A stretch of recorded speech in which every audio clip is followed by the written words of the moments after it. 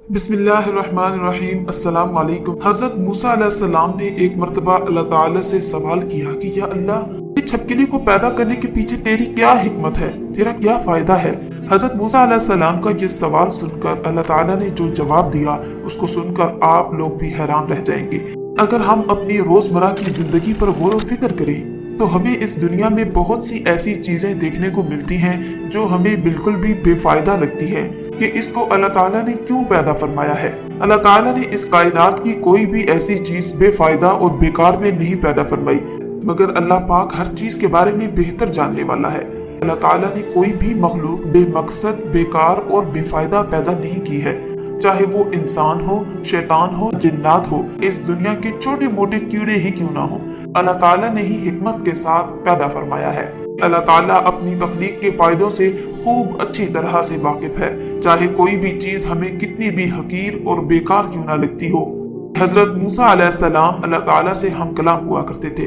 اکثر حضرت موسیٰ علیہ السلام کوہ طور پہاڑ پر جا کر اللہ تعالیٰ سے بات کرتے تھے۔ اس وقت اللہ تعالیٰ نے حضرت موسیٰ علیہ السلام کو اتنی ساری حکمتیں عطا فرمائی کہ جو انسان کے لیے ایک بہت بڑی نصیحت ہے۔ اسی طرح سے حضرت موسیٰ علیہ السلام کوہ طور کی پہاڑی پر اللہ تعالیٰ سے ہم کلام ہونے کے لیے گئے۔ آپ علیہ السلام اللہ تعالیٰ سے باتیں کرنے لگے۔ آپ نے اللہ کی بارگاہ میں یہ سوال کر دیا۔ حضرت موسیٰ علیہ السلام نے اللہ تعالیٰ سے پوچھا، یا اللہ، تو نے اس چھپکلی کو کیوں پیدا کیا ہے؟ کیونکہ حضرت موسیٰ علیہ السلام کو چھپکلی کا کوئی فائدہ نظر نہیں آ رہا تھا۔ حضرت موسیٰ علیہ السلام کا یہ سوال سن کر اللہ تعالیٰ نے جواب دیا، اے موسیٰ، یہ چھپکلی بھی مجھ سے کئی سالوں سے یہی سوال کر رہی ہے، اے اللہ، تو نے اس موسیٰ کو کیوں پیدا کیا ہے؟ مجھے تو موسیٰ کا کوئی فائدہ نظر نہیں آ رہا ہے۔ اور اللہ تعالیٰ نے حضرت موسیٰ علیہ السلام سے فرمایا، اے موسیٰ، آج تم مجھ سے پوچھ رہے ہو کہ میں نے اس چھپکلی کو کیوں پیدا فرمایا؟ اے موسیٰ، یہ تو تمہارا رب ہی جانتا ہے کہ میں نے اس چھپکلی کو کس مقصد کے ساتھ پیدا کیا ہے، اور میں نے تمہیں کس مقصد کے ساتھ پیدا فرمایا ہے۔ میں نے ہر مخلوق کو اپنی اپنی حکمت کے ساتھ پیدا فرمایا ہے، اور جو مقصد، جو فائدہ کسی ایک مخلوق سے ہے، وہ مقصد اور وہ فائدہ کسی دوسری مخلوق میں نہیں ہو سکتا ہے۔ یاد رکھنا، اللہ نے ہر چھوٹے موٹے کیڑے مکوڑے پیدا کیے ہیں اور چھوٹے موٹے جانور پیدا کیے ہیں، یہ اپنی اپنی الگ حکمت ہے۔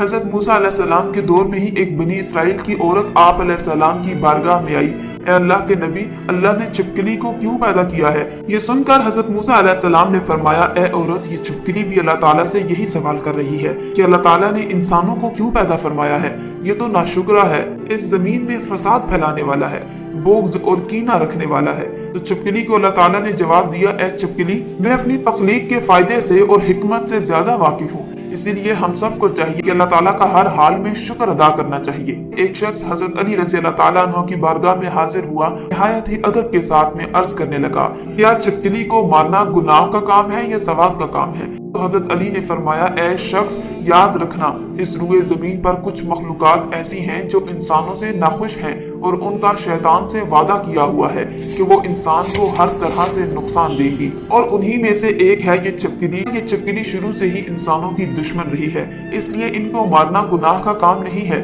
یہ سن کر اس شخص نے کہا، یا حضرت علی، یہ کب اور کیسے ہوا؟